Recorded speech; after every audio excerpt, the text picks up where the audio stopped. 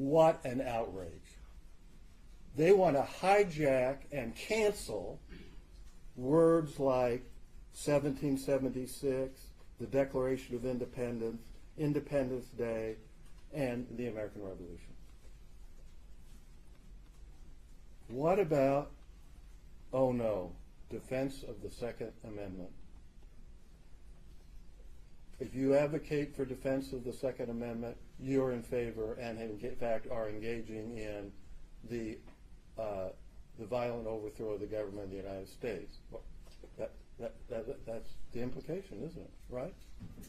And of course, the Second Amendment says that the first part of it, a well-regulated militia, necessary for, a free republic or whatever. I don't remember exactly. Then the citizens have the right to keep and bear arms. So yes, there's a military application, if you will, the militia. I mean, the militia won this, was a major factor in winning our Revolutionary War. Many people who were in the Indiana militia fought in the Civil War. And they were able to do that because of the Second Amendment in many cases. So, advocating for the Second Amendment is now a code word for engaging in insurrection and rebellion against the United States. How about get our freedoms back? Getting our freedoms back. She said those words. Oh my word. I mean, yes, people on the conservative side are concerned that the Biden administration is eroding our freedoms. I mean, we just got one back as a result of a federal judge, just like, 2 or 3 days ago. And so, yes, that is a concern about what will happen with the election of Biden, and it's proven to be the case. We have lost our freedoms, some of them. And to be concerned about that is quintessential political speech. Well, what about, they keep saying this, events of January 6th. So, what we're going to do is just mush them all together, right? They're all one thing, just mush them all together. Well, the First Amendment doesn't allow you to do that. What the First Amendment provides with respect to freedom of association, which is what a rally is, or under the First Amendment as an assembly, protected by the First Amendment, is that if you have a peaceful rally, which they had, there's no evidence otherwise, some people leave, as some people did, and went to the Capitol, and some of them committed an illegal act. This rally does not lose its First Amendment protection, because the actions of a few that show up in that situation are not, cannot be attributed to the organization itself, or who could ever have a rally? I mean, nobody can guarantee that somebody might show up, whether they be supporters of what the rally's about, or agent provocateurs, or whatever, and cause illegal acts to occur or violence.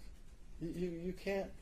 I mean, I've been to a rally with 500,000 people on the ellipse of the Capitol, and how do you guarantee that? And so, what? There's a two-step analysis. First, was the rally peaceful and nonviolent? Unquestionably so, under what we know and what the evidence is. Well, can the rally be held into account for what the few did that left the rally, went to the Capitol, and the few there, some 700, who attacked the Capitol? And this is what the Supreme Court said in the NAACP case. The right to association does not lose all constitutional protection merely because some members of the group may have participated in conduct or advocated doctrines that itself is not protected. The NAACP is particularly instructive here in that, and that was end quote. The NAACP is particularly instructed here as there were constitutionally protected speech, association, and petition designed to influence government action, i.e. support the constitutional right of members of Congress to object in the two votes on the regarding the Electoral College. Along with the illegal actions by a few, but the acts of the latter don't strip the others of their First Amendment rights, where the government failed to prove that, quote, the NAACP authorized either actually or apparently the unlawful conduct, either authorized it or ratified it, actually or apparently. There's no evidence of that. There's not a single word about that. So we have different events, some that are subject to First Amendment protection, others, the attack on the Capitol, that are not. And to drag her into, well, did you promote the rally? Did you put it on your calendar? Were you invited to speak? Joe Blow said you were invited to speak. Is to strip her of her First Amendment rights. All of these are First Amendment protected activities, every single one of them. And none of them constitute even incitement, much less constitute engaging in unlawful conduct. Now, of course, the question of the quote insurrection. The insurrection is narrowly defined. I quoted cases, some from 1894, some from 1842, some from the 1795 Militia Act, that all said basically the same thing, which is it has to be an armed uprising that is so formidable as to defy the authority of the United States in order to suppress it. And of course, we have a case, CJS says about riot, is that you can have mob violence and it's not an insurrection, unless it is so serious that actually military force is required to suppress it. Now, how do we know all this? Okay. Well, in 1867, and it went up on the screen, P48 that has been admitted was put up on the screen for a moment, and I have that, and I'd like to give you a copy.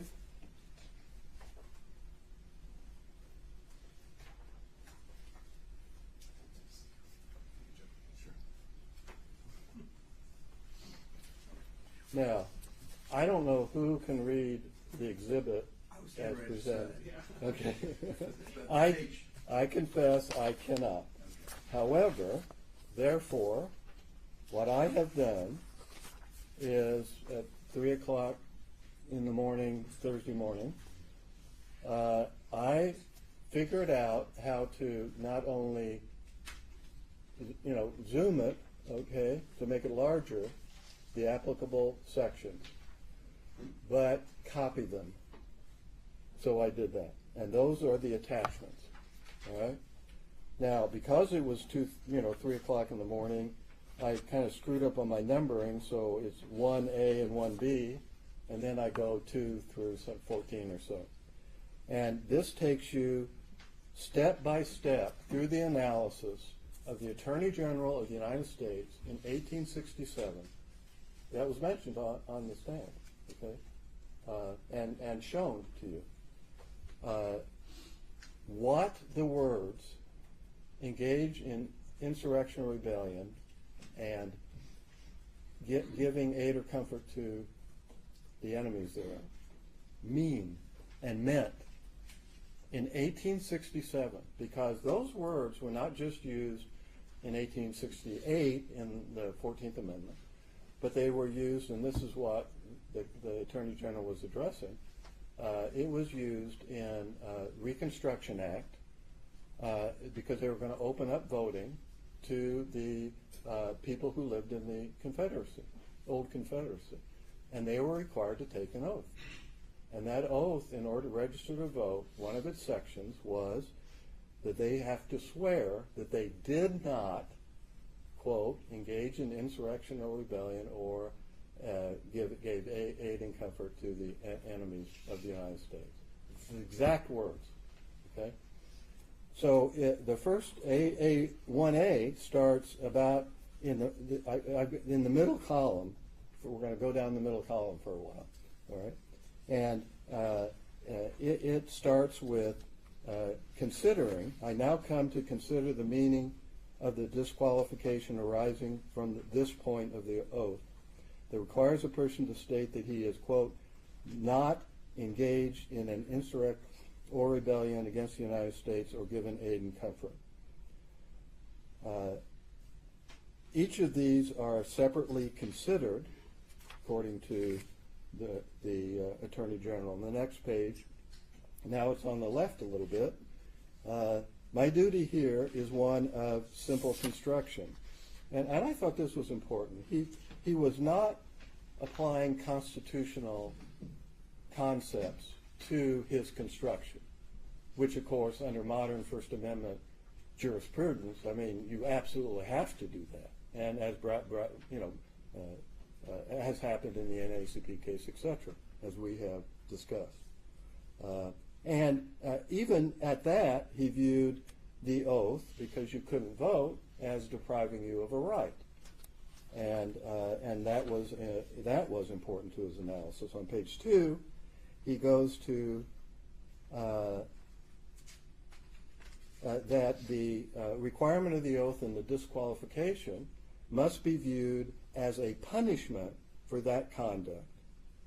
And as a result, it made the oath even more objectionable than the fact that it was also a violation of a right, and a right to vote. Now, then on page 3, he said any doubts must be resolved in the favor of the voter, right? And then said, what acts then are within the meaning of this provision? Well, at the bottom he says, well, the first sentence, engage in insurrection or rebellion, covers the case of domestic war, and the second phrase, aid or comfort to the enemy, applies to foreign war. So in this context, we need to be looking at engaging in insurrection or rebellion. He continues on page 4 on that analysis. Page 5 is not, I'm sure, interesting, but not relevant. And then we go to page 6. We are now to inquire what is meant by engaging in insurrection or rebellion against the United States. He said, first, the force of the term to engage carries the idea of active rather than passive, and voluntary rather than compulsory. And he then analyzes the voluntary part, all right, that conscripts cannot be charged with engaging because it's involuntary. But somebody who voluntarily joined can be. On page 7, he begins to consider,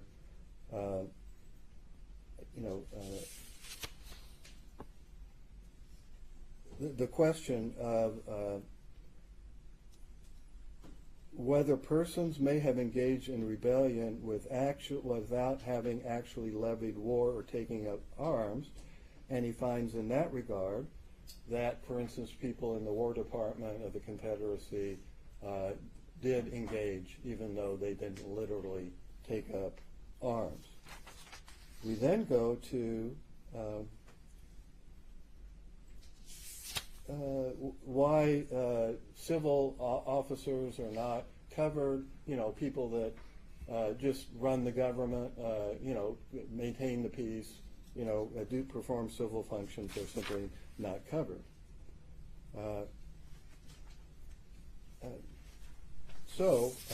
And he continues that discussion on page 9, that I now concur in what amounts to individual participation in the rebellion. And of course,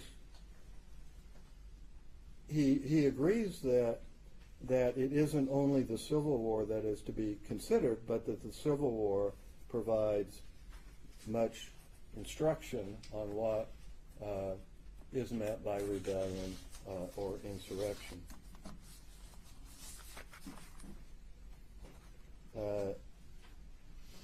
Again, page 11 is continuing the discussion of voluntary participation. And then on page 12, at the top, he says, well, what is engaged? It says, quote, I am of the opinion that some direct, overt act done with the intent to further the rebellion is necessary to bring a party within the purview of engaged. A direct, overt act done with the intent to further the rebellion. That is where I get the phrase direct, overt act. And then he says, mere disloyal sentiments, think of their evidence, mere disloyal sentiments or expressions are not sufficient because they're not acts. They're talk.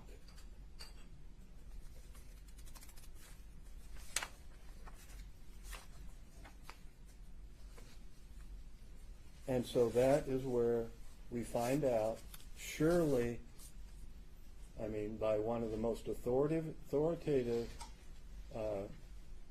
sources, the Attorney General of the United States, at the very time these phrases are used in several constitutional provisions, one, and statutes, several, about what it means.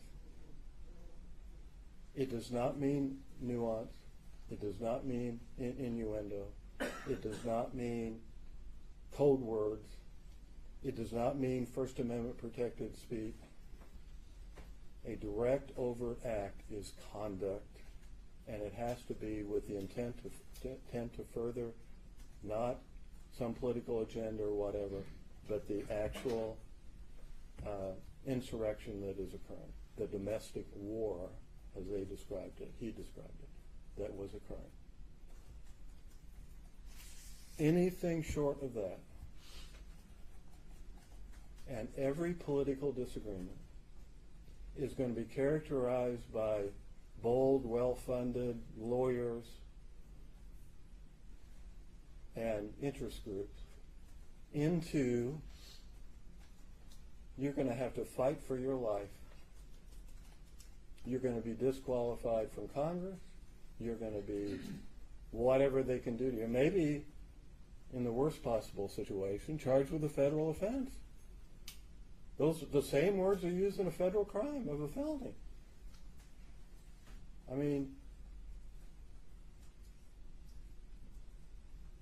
And that's why I said at the beginning two things. This is not about hyperbole, political smears, at least in my opinion. It has never been about that. It has to be about the law and what the law provides. Understanding that if this line is breached so that the political hyperbole of calling people insurrectionists turns into lawsuits brought by interest groups in order to abort our democracy, destroy the rights of voters to vote for the candidacy of their choice and preclude individual members from running for re-election. Our democracy, Your Honor, cannot survive that. We cannot survive these trials right here. This was never designed to do what they have employed it to do. We are stripped of our rights. Okay, we can't do discovery. We can't move to dismiss their complaint before a trial, and certainly there's no time. I mean, we could try, but no time to do it, right? And we come into a hearing, all these cameras and all these live streaming and all this. Why are they interested in this? Because Representative Green's on the ballot? Oh, please. No, this is a political agenda. And this has been a political show trial, not because of your fault, but because of their exploitation of what we have done here, what has been done here. I mean, this procedure is for, you're not 25, Representative Green, and she comes in with a birth certificate. This is not for a major trial of intense factual and legal consequences and elements, part of which, constitutional claims, federal claims, cannot even be heard by you in terms of decision.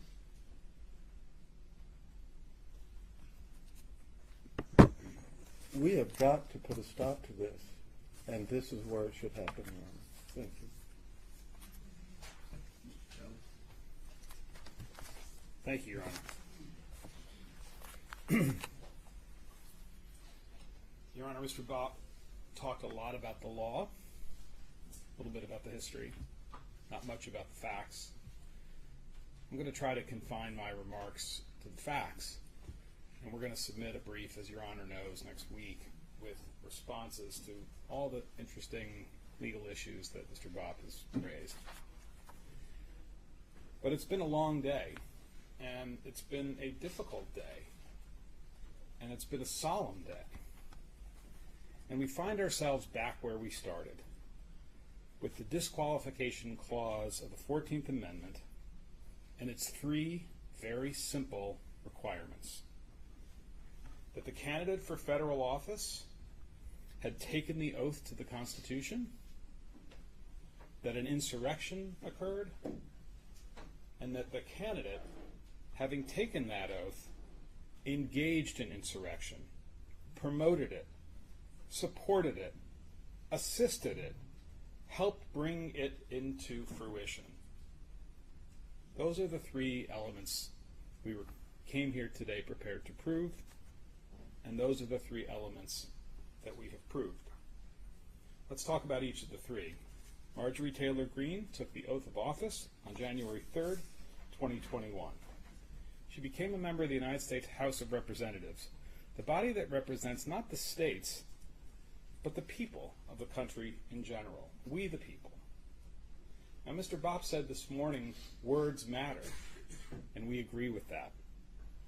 Our proof today started with the oath, because in taking the oath, Ms. Greene undertook a very solemn and very specific obligation to uphold the Constitution, to defend the Constitution against all enemies, foreign and domestic.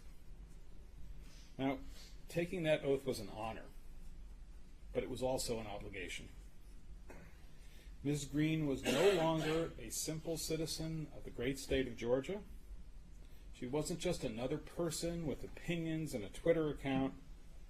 She became part of our government. And she took on an affirmative obligation as part of our government to protect the Constitution, to protect its processes from anyone who would seek to block or impede them. That is what the disqualification clause is all about.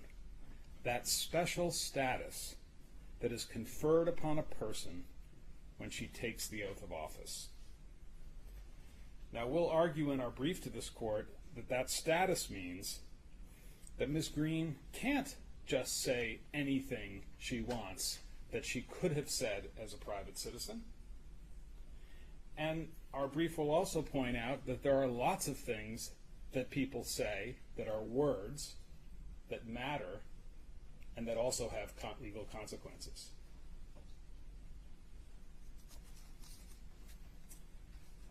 But all of that is for another day. Today, the evidence has proven factually that not only did Marjorie Greene engage in the ceremony of taking the oath to the Constitution, we've proven that the oath has meaning, that it has teeth, that it has consequences. Insurrection. What happened at the U.S. Capitol building on January 6, 2021 was an insurrection. It's as clear as day. And even Mr. Bopp doesn't really deny it. And how do we know that? Because he keeps talking about the rally. It's the rally. It's the ellipse. It's the rally. We're not talking about the rally. We're talking about what happened at the Capitol. Now, there are lots of words and phrases that can be used to describe what's on that Washington Post video that Your Honor has viewed a couple of times. Lawlessness, disturbance, a riot. And Ms. Greene and her counsel have used some of those words today and in their briefs. But the word they really avoid using is insurrection. A riot can be an insurrection. We learned that today from Professor Magliocca. Insurrections can be disturbances. They are lawless. They are unrest.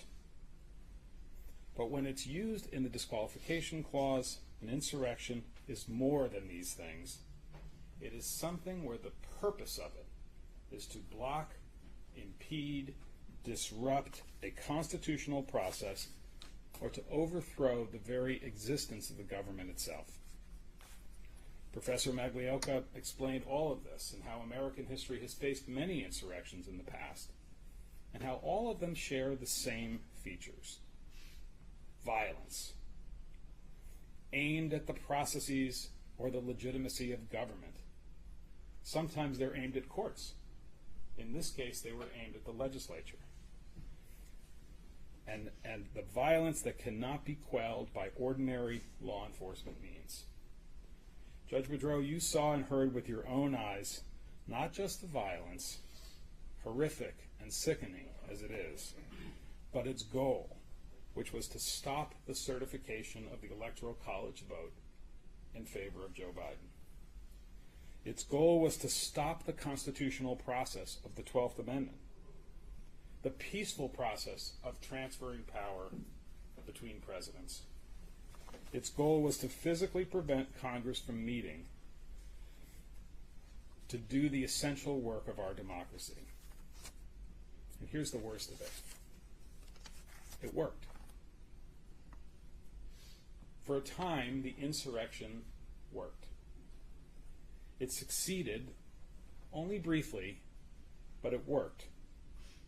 The joint session of Congress adjourned for several hours into the next morning and ceased carrying out its 12th Amendment function, all because of the insurrection. Because people violently flooded the Capitol with the goal of striking fear in the hearts of the people who work there and to use violence. Fear, violence, flooding the Capitol. These are words that came out of Marjorie Taylor Greene's mouth.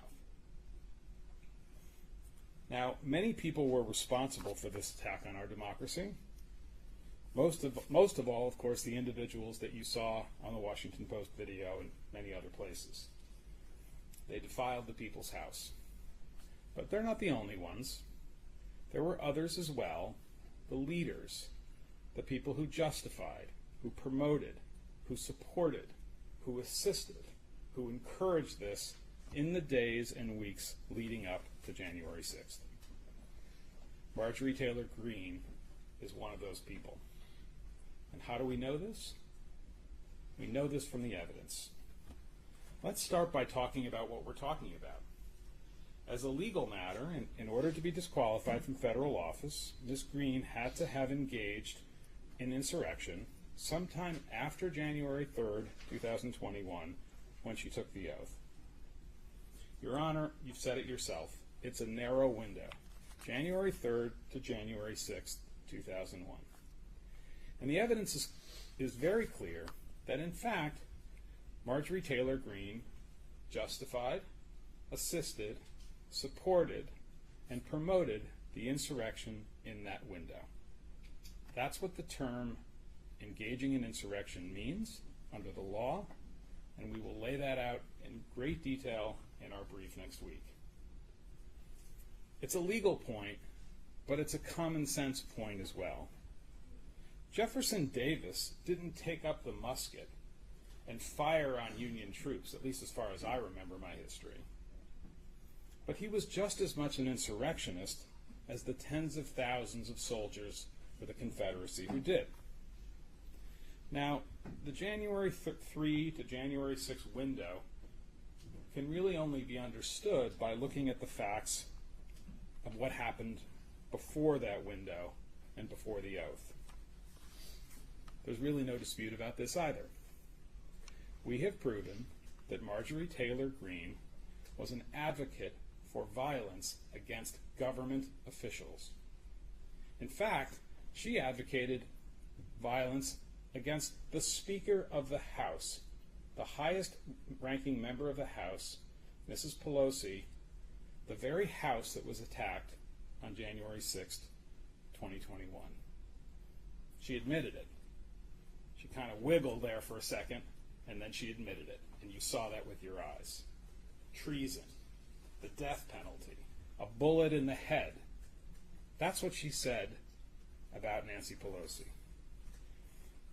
And we have proven that she saw the invasion of the Capitol building and creating fear is the word that she used, in the hearts of public officials, that she saw that as a legitimate political tactic.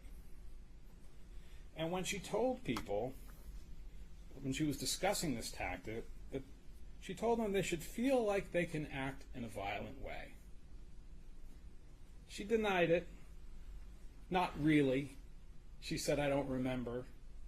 That's CNN. That's fake news. Don't buy that. You don't have to accept that. You saw the videos and you saw the testimony.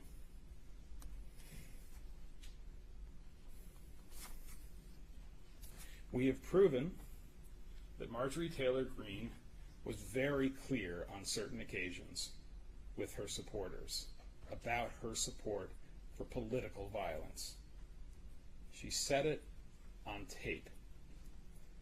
The price of blood would need to be paid if the government took away her freedoms.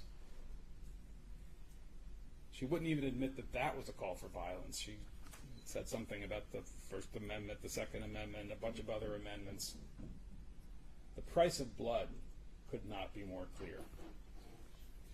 Now, this didn't happen in high school, as Mr. Boff suggested in one of his objections. This happened in late October of 2020, when she was interviewed by Mr. Doar, and she was talking about how her freedoms and the freedoms of Americans could be taken away by a tyrannical government. It doesn't just come back on its own, these freedoms, she said. It has to be taken back with the price of blood. These are things that Marjorie Taylor Greene said as a private citizen, candidate for federal office, but a private citizen nonetheless, before the 2020 election. And maybe she has the right to say those things, or had the right, before she took the oath. But let's keep going. Let's keep moving down the timeline to the period after the election. And in that period, you saw and heard Ms. Taylor Greene speaking out consistently in claiming that the 2020 election was stolen by the Democrats. I disagree with that point of view, but I respect that people can have that point of view, and it's a perfectly, it's an acceptable part of our political discourse, for better or for worse. But then she said this: Not just that the election was stolen, not just that there were ballots that were fraudulent, not just that it's time to make objections, perfectly legitimate thing to do. We have no problem with her objections on the floor of the House. But then she said something else. That mask that Mr. Fine spoke about this morning, it came down for just a minute. We can't allow power to transfer peacefully like Joe Biden wants because he didn't win the election. We can't allow power to transfer peacefully. You saw and heard it with your own eyes, Judge. She said the quiet part out loud. She spoke her truth in a video that she made, that she posted on her own Facebook page, and that she wanted her hundreds of thousands of Facebook followers and the untold millions of other people to whom it would be available to know that her point of view was that you can't allow, we can't allow poverty, power to transfer peacefully. Marjorie Taylor Greene said this when she was a federal official, or right about to be. It's not clear. But what we can tell from the context of that tape is that she stated her opposition to the peaceful transfer of power. And it was a stunning statement. This is not internet drivel. This is not the dark corners of Parler. This is a person who's a federal official, a member of government. And this wasn't even a rhetorical flourish on the back of a campaign truck after a long day. This is somebody who sat down in front of a camera and calmly and carefully told her viewers, we will not accept a peaceful transfer of power. We can't allow it. And then she said, we will not go quietly into the night. She framed this as an existential battle. A new 4th of July. A new 4th of July, 1776. This brings us right up to and into that critical window, that critical phase of time, January 3rd to January 6th. Marjorie Taylor Greene's rallying cry for violence at the Capitol on January 6th were the words 1776. Now, I think we all know that those words have a lot of meanings. They mean a lot to me. They are on the seal of the great state of Georgia, and I venerate that. But that's not what Marjorie Taylor Greene was talking about. And here's how we know this, because here's what we've proved. Marjorie Taylor Greene organized objections on the floor of the House, and this was not an insurrection.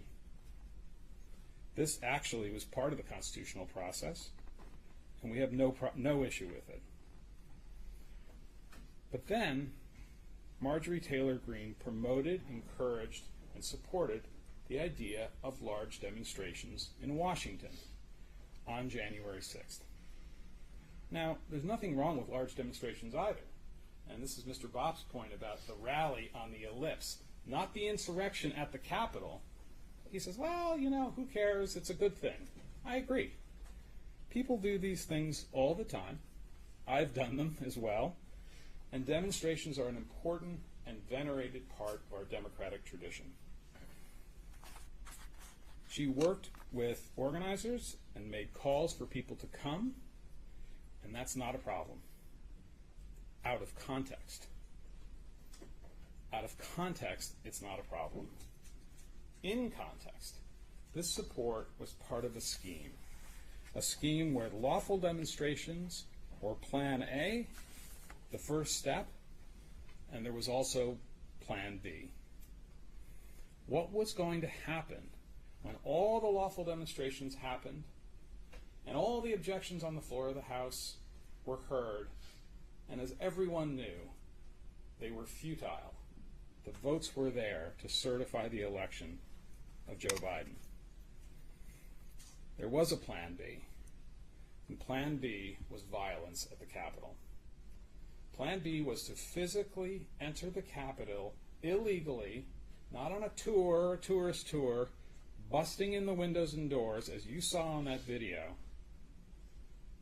injuring and ultimately causing the deaths of law enforcement, to block the certification of Joe Biden as the winner of the 2020 election. That's what Plan B was. And Plan B had a name. It had a code name. 1776. Now, how do we know that? Well, the clues are everywhere. On December 30th, Marjorie Taylor Greene tweets out a rumor that their lawful objections on the floor of the House may be blocked by a rule change. And Ali Alexander, who she acknowledges knowing, who says she's a friend, he's the organizer of a major demonstration, he tweets in response to that, 1776 is always an option. And he refers to what 500,000 people will do to that building if the objections are suppressed by a rule change. That's what that tweet exchange is about. I don't believe that Marjorie Taylor Greene doesn't read every response to her tweets and care about them. I think she acknowledged it in truth. And she knew exactly what 1776 meant in that context. She denied it, sort of, not really, I can't remember. Don't buy it. She knows exactly what Mr. Alexander was referring to. And by the way, when that tweet came out and that reference came out to 1776, we don't see a response that says, what is this? I don't know what this is about. Or, gee, if you're talking about doing violence in the Capitol, 500,000 people doing something to that building, I want no part of that. And we heard a lot about Ms. Greene's saying that she's always peaceful, and she put out comments about peacefulness. Never one before January 6th, only after. That video, after. Those press releases, after. You got to ask yourself, why is that? Well, obviously the insurrection succeeded for only a few hours, and then the tide turned, and people saw it for what it was, and she needed a cover story.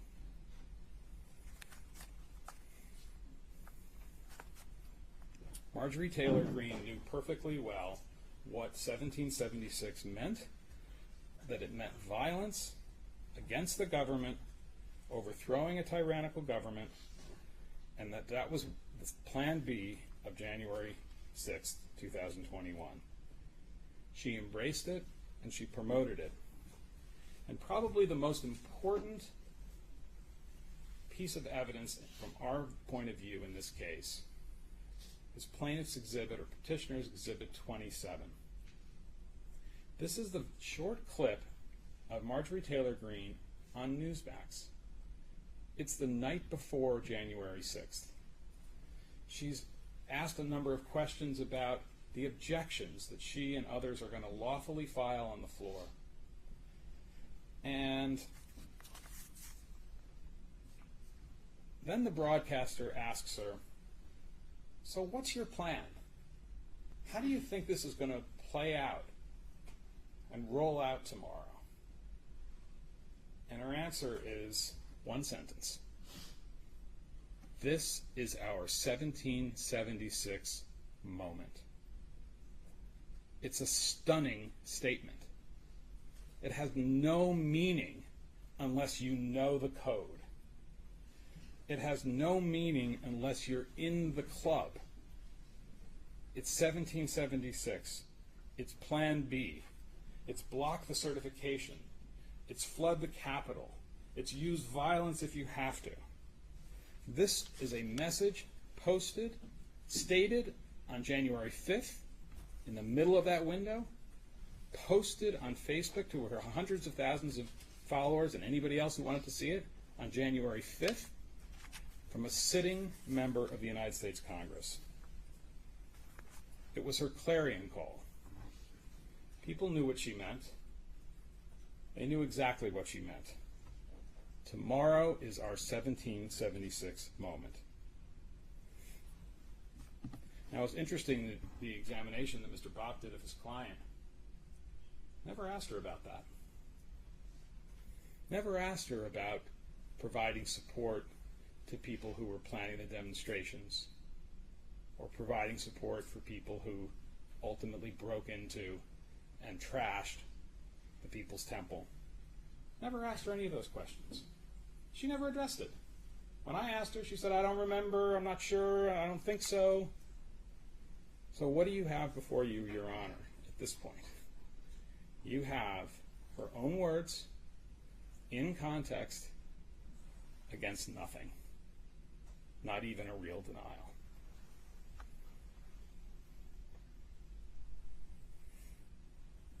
Judge Boudreau, Marjorie Taylor Greene comes to this court and this nation, and she asks to be a candidate for federal office. She comes with unclean hands. With her hands, her words, her actions, she was one of several leaders who gathered the kindling, who created the conditions, who made it possible for there to be an explosion of violence at the Capitol on January 6th. And then she dropped the match. Now she comes into this courtroom and she says she's surprised and appalled that a fire occurred. Sticks of wood and dry leaves are harmless in and of themselves. In fact, they're natural, they're healthy for the environment. Rallies, protestations, objections on the floor, these are all things that are good for the Republic. They're part of our tradition. But when the conditions are dangerous, some people capitalize on those conditions and they add a spark, a flame, that causes all of those things to explode into a fire, violence, and death. That flame can be in the form of actual assistance given to people who perform the acts of violence, like the quartermaster in the Confederate Army who passes out the muskets and the balls and the rations. But that flame can also be a spark by words, by signals, by signs, by code, by promotion, by justification, by support, by assistance. And that is what Marjorie Taylor Greene did. That's why we're here. Your Honor, we urge you to find that Marjorie Taylor Greene is disqualified from the ballot under Section 3 of the 14th Amendment of one of the greatest political documents in the history of the world, the United States Constitution. Thank you, Mr. Shelley.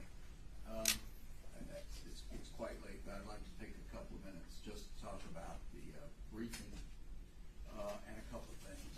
First of all, I would greatly appreciate it if someone would get us a copy of this, a blown-up version or something that's easier to read. I mean, I appreciate what you did, Mr. Bopp, but if somebody could do a better job of it, that'd be great. No offense. It's beyond my capacity. But I'm sure you have folks that could do that. And that gets into a couple of things about the briefing. Again, briefings due about midnight on Thursday. So a couple of things. I want to be sure that, Mr. Bopp, one of your objections, the first one I think in the motion to dismiss, was about the fact that this procedure, and I know I can't determine it's unconstitutional, but I'm talking about findings, about related to the belief and the concerns, some of which you voiced in your closing argument. I would like to hear what you would like for me to think about finding. We haven't really talked about that very much because it's not something I can decide, but it's something I need to consider. In particular, I think the question of the word believe, and I think I mentioned the footnote reasonable. I mean, there's issues there. I would appreciate both sides to comment on that. You don't need to write 40 pages, but I'd like to understand your views on that, and I'm sure you in court will. We mentioned this. We're dealing with some very ancient, historical, I mean, 200 years old. Europeans laugh at us. They live in houses older than our country. But in all seriousness, some of these authorities are pretty obscure. As long as we can find them and pull them up, that's great. Particularly like if there's a link and it's public, somewhere, that's great. If it's something that's really obscure, that's not readily available on the internet, you can't point us to. First of all, our first preference is just show us, tell us where it is on the internet, where we can find it, or if it's readily available, it's not a problem. If that's not available, please supplement your briefs with copies of anything arcana like that, so that we don't have to spend time chasing stuff down, because we don't have time, a lot of time either.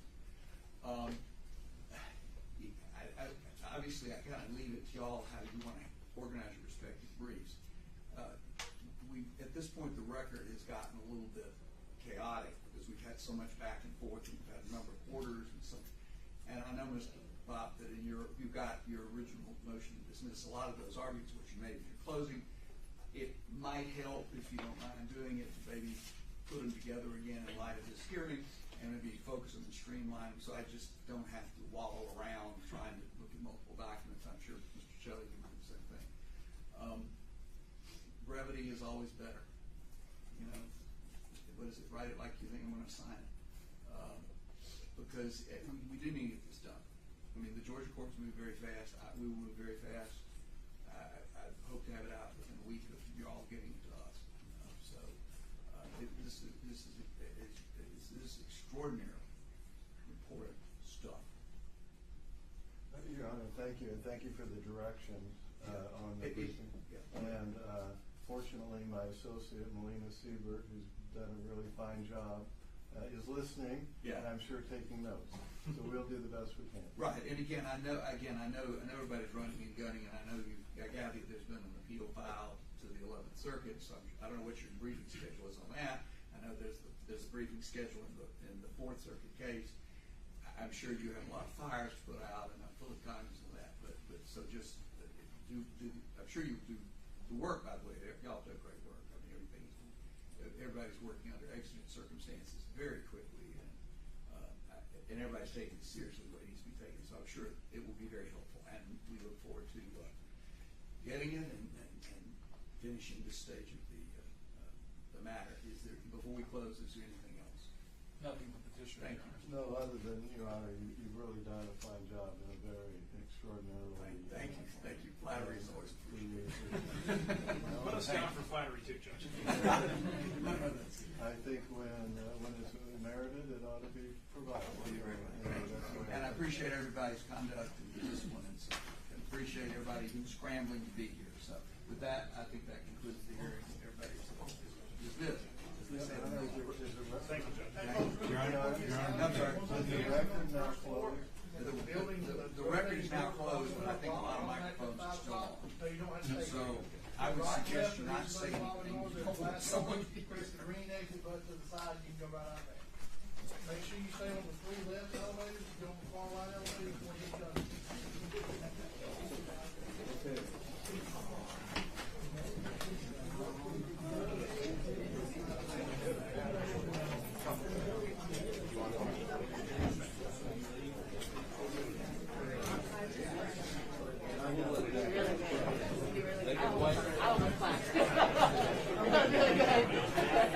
Yeah, we'll let them leave.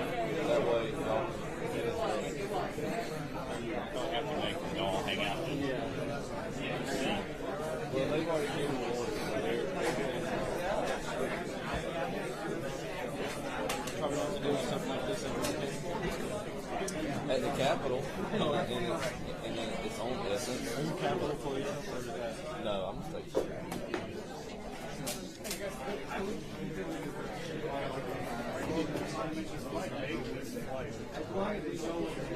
Did you guys read